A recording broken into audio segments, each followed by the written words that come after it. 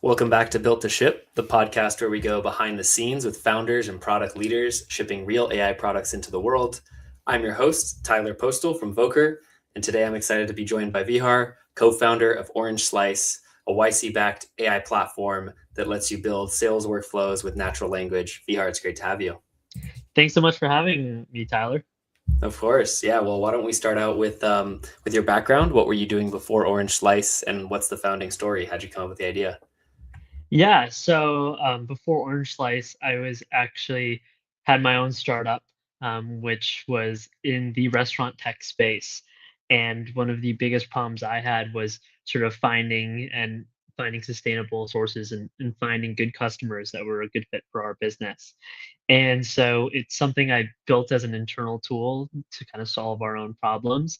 And later on in college, I had the fortune of selling that company. So Wow. my next idea was like, okay, what's sort of the next thing I can build? And I just looked at the things I did in the past and I was like, hey, this looks like a decent idea. Let's go down this rabbit hole. And we went through. I pulled in my college roommate at the time, and then said, hey, convinced him on let's build this go-to-market tool, basically that we were planning to kind of give to other go-to-market agencies and other companies. And I'd say that's how we started the company, and eventually got into YC. Everything else like that followed. Amazing. I feel like it's so founder coded to be like, yeah, I sold my company. And then immediately I was like, okay, what do I do next? I want to start building something else again. So that's really cool, and love that it's grounded in something a pain that you experienced and something that you guys already had experience building out. Yeah, maybe tell us a little bit about that pain. What was the challenge? Maybe even great to frame it in the context of your previous business. And that's Mhm. probably analogous to other businesses. Yeah. So for context, my previous business was called Kitchen Connect, and it connected um, kitchens with chefs. And so think of like a ghost kitchen marketplace. And so what I used to do on finding restaurants that would be good fits for ghost kitchen chefs to fill in is this is during midst of COVID as well. I used to scrape Google Maps, and then scraping Google Maps, I would see when restaurants are open and see, oh, this restaurant's only open at the nighttime. Like maybe they have some time in the morning that I could slot in a ghost kitchen chef. And so kind of having that framework of not just manually doing it by hand, but actually like building a scraper, automating this was kind of the first seeds of, wow, like it should be a lot easier to create these sort of niche tools of custom scraping. But it's not like the big databases and the modern go-to-market tools just really weren't accessible or solved my problem of there are not that many restaurants on like Apollo or Zoom Info, and they don't really have that type of information of when they're open and when they're not. So we just had to write a scraper for it. And so that was really the root problem. The target segment we were targeting was a bit too niche, and we sort of needed live scraping. And so then we built a platform around that sort of thesis of, can we find much better fit customers with live scraping instead of databases? And that's kind of the structure and what we started building. Amazing. And I bet on top of it being niche and not existing in Apollo, like restaurants can change their hours. They evolve like what they sell and their menu and things like that. And so Yeah, probably also another restaurants benefit. close very often. Mm, Like they change, sometimes they're just out of business, and Google Maps is just like restaurants are incentivized to update all of their information as well too. So like you'll get an actual phone number, and then you'll get actual restaurants that are on that block, etc. So yeah, restaurants close a lot. amazing. So what's an example of, customers of Orange Slice now? Is it businesses similar to yours that are selling to restaurants? Are there other verticals or niches that you guys focus on?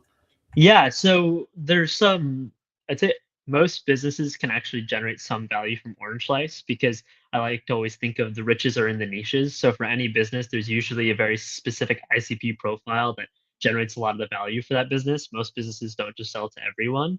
And so we can help you find those types of customers with sort of more custom scraping. And so the three sort of power users we see at Orange Slice are these go-to-market agencies that do go to market tasks for other businesses, and they'll have 10 or 20 clients that they're sort of helping. And we also see startup founders use this product really great because they're a bit more focused on specifically their niche. And then also RevOps leaders at mid-market enterprise companies when they're thinking about segmentation, what AEs go after what accounts, like how can I better help support these AEs and give them better data. So those are, I'd say, the three really archetypes of people that are using our product. I love that. No, that's really helpful framing. And then for the product itself, I know you mentioned, mostly about finding leads and matching to ICP, and probably making that easier. Once I have a lead list, is that where OrangeSlice stops, or and you hand off to another tool, or how does that part work?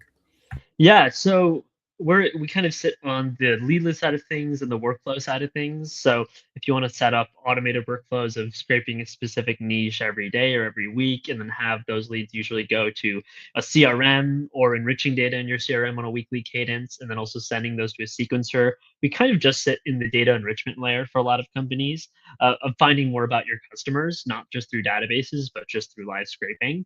And so that's kind of where we sit in the sort of sales stack and how you think about it. Of we're not a CRM, we're not a sequencer, we're just kind of the data layer so you can help target better people. Amazing. Okay, that really helps me kind of see where you guys fit and what problems you solve. Maybe now let's get into a bit about what are the AI powered or agentic features? Why is this company, why are you starting this company now versus, pre LLMs? Yeah, so we actually used to be a go-to-market agency for a little bit, about like six months, where we used to just write a lot of these custom scrapers in-house for a client, and that was our big business. Like it was just us two kids writing scrapers in TypeScript and just sort of sending data to companies. And what was the biggest unlock for our business was actually waiting for the models to get good enough to start writing these scrapers themselves, and then just giving them the infrastructure they need to do this at scale. So that was sort of the big unlock for us, and why we were sort of having we only recently launched our self-service product a couple months ago. We were actually waiting for a lot of the infrastructure and AI models to get good enough to do these things. But how the platform actually works is we just have AI write that TypeScript code to find the niche data sources and pull that data, instead of just asking AI, hey, what time does this restaurant sort of open at? Because sometimes the training data is always super stale and you'll get sort of false results. So I think that was the big unlock and the key shift in our product and service, and why a lot of people are starting to love it now, where AI is much better at just writing code to pull data than to actually just pull data from its training data set. Interesting. So it sounds like you don't just have like one scraper that you apply to all websites. It sounds like you're having AI write the code. Is it for every query, or like what's the reasoning behind that? Why is it a challenge Yeah, to, like, why can't you just have one scraper script that just works? yeah, I think I wish that was the case. It'd make our jobs a lot easier. But the biggest problem is how different websites are. Some websites are anti-scrape. Some websites are just have a weird data format where you need some sort of parsing. And some websites you're trying to get data that's not actually in the website page. Sometimes it's in the network logs, and you have to pull information from there depending on the request. So we went through all those hurdles as an agency of building out these scrapers manually and realizing like, oh, okay, it's actually very, very different on a per website basis. And some websites don't like certain tools, or they prefer a certain way of how to be scraped. Of some people like browser agents accessing their website. Some people are completely fine with just returning data to any sort of parser. And so for us, it's like we took a lot of that domain specific knowledge and then wrapped it into a product where we're like, okay, this is kind of how we did it for everyone else, and this is what works really well. And now, based on each request, the agent has infrastructure of certain toolings for certain websites that it's able to scrape and pull data from. So it actually varies per request. And I wish you could have one scraper do it all, but generally, it kind of goes against our thesis of the riches is in the niches. So it's much better to do it like custom per request. Great. Yeah, that's really helpful to understand like why this is a challenge. What when it comes to these companies or these leads that you're populating, it sounds like you don't just maintain one macro database. It's like for each individual customer, you go out and scrape per request. Is that, am I right? Or do you also like keep some sort of like, hey, we already have like a CRM list of companies that your agents can also read from? Yes. So we're actually not a database company where we don't store actually a lot of data on our end. So, not in that sense. We'll sometimes connect with data providers if data is private. So think of non-publicly accessible information. A lot of times it's like contact information of how do you get in contact with someone. It's not publicly available. And so sometimes we will do an amalgamation of private sources and then also scraping those public sources. And so we have all the infrastructure of what databases has what, how to connect to them, and then also where to scrape sort of websites, amalgamate, push that data together, and then that's what kind of populates into really great customers on the platform. Awesome. Cool. Well, maybe let's get into a bit of like the under the hood. It sounds like the main agentic feature is like writing code to scrape websites dynamically based on the user's query. What does the agent architecture look like? Is it one prompt that says take the user's query and just go to this page and write some code to scrape it, or are there multiple agents that get handed off? Yeah, tell us a bit more about how you've kind of architected the AI feature. Yeah, for us and our agent, it's kind of sits on top of our like TypeScript library, and so we just have a library with all the basic the tools that we think are the most useful for each use case, and we just have it in a markdown file, well documented. And I would say that's the biggest value add for people. And so a lot of times our web interface is just a sort of generic think of like a Claude Code or Cursor sort of agent. But the real secret sauce, I would say, for us is in that TypeScript library. And OrangeSlice is just the easiest place to host and use that TypeScript library. And so that's kind of how we think of the dynamic and how we set up our platform. Of the real infrastructure is the agent having access to all these curated tool sets from us, and then also having markdown files of when and where to use these tools for specific go-to-market actions. And so having that a lot of that work abstracted away, because it's often very repetitive and very common after you do it once of like, oh, this is the way to scrape Google Maps. Okay, I don't have to retell it every time, is where a lot of the value add is for a lot of our companies. So that's kind of how we set our agent up in the background. I love that. I think a lot of people talk about, oh, models keep getting better and they're able to one-shot things more and more. I just think there's always going to be this domain knowledge that you need to give the agent, clarity around like the task at hand. Scraping a site for a different use case is going to need to be done in a different way. And so building tools and having them work, like you can use MCP to connect to a bunch of APIs, but what if those APIs time out after 10 requests? You need to have it set up in a way that the agent can properly use the tool. So doing all of that around the agent to make it successful sounds like a great approach. Yeah, it's actually a pretty big problem and why the platform is not sort of vibe codable, because GTM is a metric of scale, like especially for bigger companies where they're doing lots of requests, batching, rate limiting certain services, get pretty technically complex, and oftentimes that can be the bottleneck for some GTM teams. So I'd say that's a lot of the lift we're giving a lot of teams of we've gone through of understanding infrastructure for each endpoint that we use for other databases, like what are the rate limits, how can we batch these requests to get around those rate limits. And so it shows up in the platform as just like a stream of data, but in reality there's a lot we abstract away from the customer and the user. That's say the majority of the value of our platform. That's great. And when it comes to like user interface and modalities of AI, some people are really pro chat interface, and people are pro voice. I think oftentimes a mix of different things is the best. How do users interact with AI features on your platform? Are there systems that run in the background when they click a button? Is it chatting back and forth with a co-pilot like agent? Yeah, how do you actually connect AI to your users? Yeah, for us, actually, our platform and one of our theses is like agents will be doing the majority of work in the future for humans. So we actually built this sort of go-to-market platform from the ground up for agents. It's actually not even optimized for human usage. And so a lot of our people, how they interact with our platform and our TypeScript library is actually just having the agent use it. So it's mostly operated through the chat. And we don't really have plans of building really complex UI or things along that lines, because one of our theses is if agents are doing primarily most of the work in the future, how can we just optimize it for agents? And that is by consequence optimizing it for humans, because for humans it'll be the most optimally to just give it to an agent and let the agent do that task. And so right now for most people, if they log into OrangeSlice and try out the platform, it's actually all operated through chat. We kind of believe humans are not the best button clickers, agents are much better at that. So just asking for what you need is kind of the best solution for that in OrangeSlice. That's great. I love that.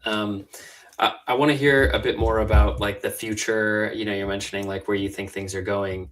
When it comes to OrangeSlice, like on your product roadmap, like what are you building towards next? Do you see yourselves continuing to sit in this enrichment layer? And what are you waiting for in terms of like model capabilities or tool sets and things like that? What are you hoping is going to come out of like these foundational labs to really supercharge your product in the future? Yeah, I think the labs just recently got to a point where the model's actually very, very smart. I would argue, smarter than the average person you pick off the street in most domains of knowledge, which is sort of great because now we have access. And I think the biggest friction point is just implementation of how can we get these models doing useful work for us. And so when we think about it through that lens of like, okay, what we're building at Orange Slice, I think for uh, what I kind of like about startups is their biggest advantage is focus.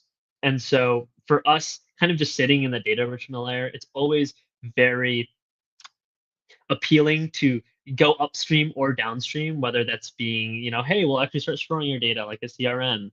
But then you'll need a bunch of different features and you'll have different things you need to work on, or going upstream of saying, hey, what do we do after these leads? Can we send them all emails or put them in a marketing campaign? All of these things, I think are necessary for companies, but at least for the future of OrangeSlice, there's so much optimization to do on the data enrichment side of things. And I really do think it's like the key part of the puzzle for sales. It is the most important part. Just figuring out if someone wants the product you're selling, and that all comes in the data enrichment layer, not on the messaging layer, not on the storing the data layer. So for us, in terms of product roadmap, it's really how can we make these scrapers better? How can we get more niche data sources? And how can we give access to these models the data that they need to predict eventually, does this customer want my product? If they do, I can go ahead and get in contact with them. If I don't have to waste anyone's time. And for us, when we see like the future of sales, I think it'll often look like how content looks today, of how content algorithms like LinkedIn, Instagram, X just show you what you want to see. I think in the future of sales, you'll have algorithms that for each company, it's like, oh, these are basically the customers that have the problem you solve and they need your product. And let me just go out and chase them. Right now, it's still very manual because I think the biggest problem is the data enrichment layer is not very great for most companies. They don't know much about their customer and they don't know much about other people that they're trying to target. So when we think about if that's the future of sales, which we think it is, the data enrichment platform needs to help solve a lot of those problems. I definitely resonate with that as a founder. There's a lot of times I have to, there's not enough information about a company or a person working at that company, what softwares they use, what pains they have. And so I have to get on a discovery call just to figure out that they're not a fit and waste both of our time. So I Yeah. definitely love the future you're painting there. On the note of continuing to improve the tools and the scraping capabilities and the niche data, when it comes to, we're an analytics product for agents. So I love asking the question about like, how do you monitor and optimize your agents in production? Like, how do you keep track of, are they giving the results that users want? Where are things missing? I assume for you guys, it's not so much prompt optimization as much as like you were saying tools like, oh, maybe this type of site isn't being scraped well. We need to add a new tool to that. But where am I wrong? And how do you handle optimization and monitoring of these, very autonomous systems? Yeah, I think your gut feeling is exactly right, Tyler. Of like that's kind of the things we think about. So for most of our agent workflows, it's seeing how the agent approaches a certain query, adjusting it if it's going using a wrong tool or etc. But for the most part, our agent's pretty solid where it's choosing a lot of the right tools. Now it's sort of giving it information and really great context on adding more tools and what each tool does and expanding the horizon. And so for us, a lot of times too, it's analyzing our users' queries, seeing where it's going wrong, seeing what type of maybe bad data it's pulling, and then understanding like, okay, where is it getting that data from? Is that a problem with the data source? Is that a problem with the agent's query? And then debugging it through those sort of lenses. And kind of how we approach it as a company is we're still very, like a startup, we're very close to our users of actually just hopping in and seeing the workflows our customers are building and taking feedback, whether that's watching post hogs of saying, oh, okay, this is exactly where it went wrong. Let's implement this change. And so that's kind of the workflow we have internally. That's great. Yeah, I love the staying close to your users. There's no better way to get feedback and inform your roadmap. So I could keep going. I love hearing about everything you guys have built, and especially love your approach. That's not just like Yeah, we just like optimize prompts all day. No, we actually need to give tools to the agent, and give it the right context and plug it into the right systems, because actually it's like not as flashy as talking about, oh, well, we used, Opus blah, blah, blah versus GPT this, and we got a tiny bit of improvement. Actually, both of those models are going to fail if they don't have access to the tool they need to scrape, X, Y, or Z type of Exactly. page. Yeah. Amazing. Well, as we wrap up, I want to put your website up on the screen, orangeslice.ai. Maybe share with the audience who should try out OrangeSlice. How do they get started, and how do they follow along with you and the company? Yeah, so you can get started at orangeslice.ai just by going to the website and typing into the chat box. It's free to try. There's no credit card required to sign up. We give about 2,000 free credits of you to find your perfect customer or build a custom sales flow. And anyone that's interested in sales or go to market, I always suggest, I know there are thousands of sales tools, but you kind of have to try a couple to see what works for you guys. And so usually people in niche industries that have trouble with the standard legacy databases like Apollo, Zoom Info, we generally have a lot of success with those types of customers. So anyone from GTM agencies to startup founders doing the go-to-market stuff themselves to RevOps at bigger and mid-market companies would be sort of perfect users that I think could get a lot of value from the tool. And then you can Amazing. also follow along on our journey. I'm active on LinkedIn and post product updates, things along those lines, learnings as well, what we've seen in the sales space of what's working and what's not. That's great. And I noticed on your website that you just raised 5.3 million in seed funding. So huge congrats for that. And I'm sure you guys will be shipping and building all sorts of new features. So hope folks go and check out Orange Slice. Vihaar, it's great to have you on. Thanks for taking the time, and hopefully we'll have you back on a future season as we hear more about how the space is evolving and the new capabilities you've given to Orange Slice. Yeah, thanks so much, Tyler, for having me. This was a blast. Of course. Yeah. And for everyone listening in, thanks for listening to Built to Ship. If you're building something, go ship it, and we'll see you next time.